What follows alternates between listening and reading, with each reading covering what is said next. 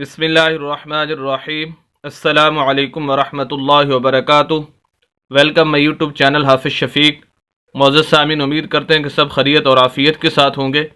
الحمدللہ ہم تختی نمبر 9 اس کا پارٹ 16واں سبق آپ حضرات کے سامنے پڑھنے جا رہے ہیں، جس کے اندر ہم زبر زیر پیش، دو زبر دو زیر دو پیش، حروف مدہ اور لین اور لفظ کے آخر میں وقف کرنے کا طریقہ، یہ تمام چیزیں انشاءاللہ ڈسکس کریں گے۔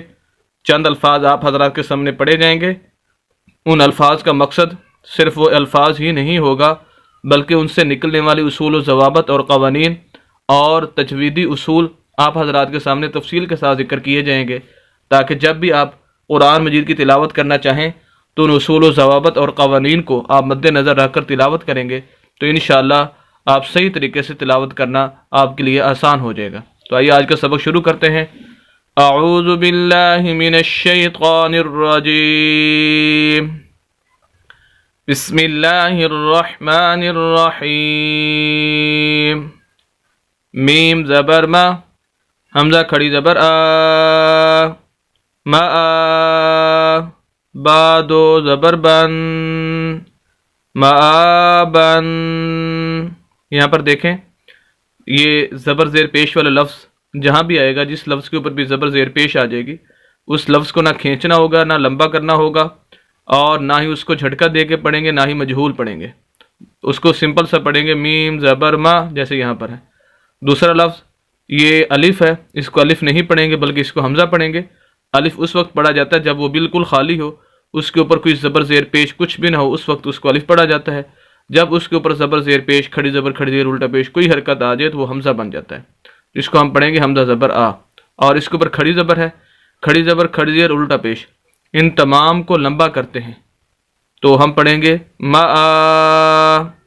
آگے یہ با ہے، با کے اوپر تنوین، یعنی دو زبر دو زیر دو پیش کو تنوین بولا جاتا ہے، تنوین ہے۔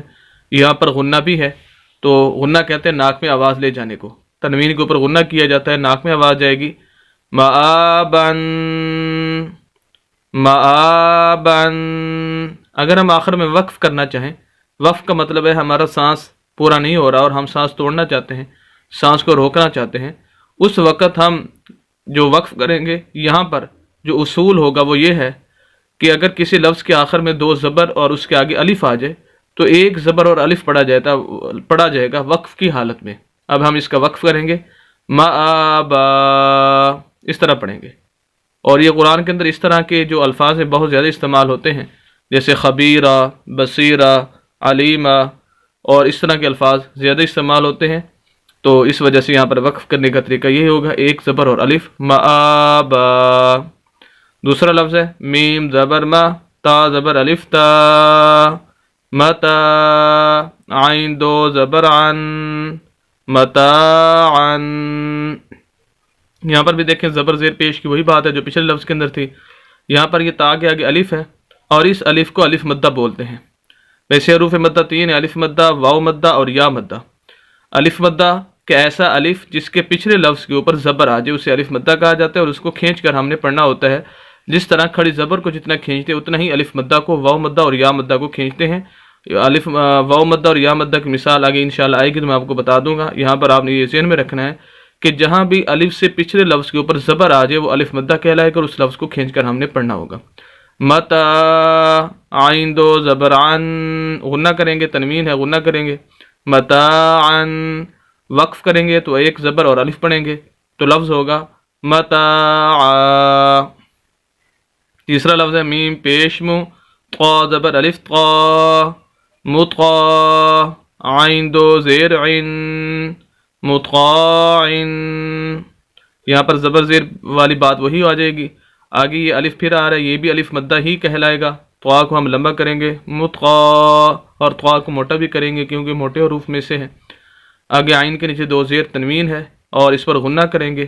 اور اگر ہم یہاں پر وقف کرنا چاہیں اس لفظ کے آخر میں تو پھر اس کا طریقہ یہ ہوگا کہ جو دو زیر تنوین ہے اس کو ہم ختم کر دیں گے اور عین کو ساکن کر دیں گے، عین کے اوپر سکون اور جزم لے آئیں گے، اور دو زیر یا دو زبر دو جو کچھ بھی اس کے اوپر نیچے جو بھی حرکات ہیں ان سب کو ختم کر کے آخر میں ساکن کر دیں گے تو وقف ہو جائے گا۔ اب وقف کی حالت میں یہ پڑھا جائے گا مطاع۔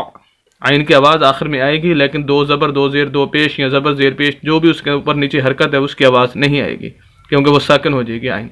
مطاع، اس لائن کا آخری لفظ ہے میم زبر ما، عین زبر الف عا، مع، شین دو زبر شن، معاشن۔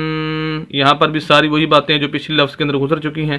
یہ الف مدہ کہلائے گا، اس کو لمبا کریں گے، شین کے اوپر جو ہے وہ غنہ کریں گے، لیکن اگر وقف کریں گے تو ایک زبر اور الف پڑھیں گے تو لفظ ہو جائے گا معاشا۔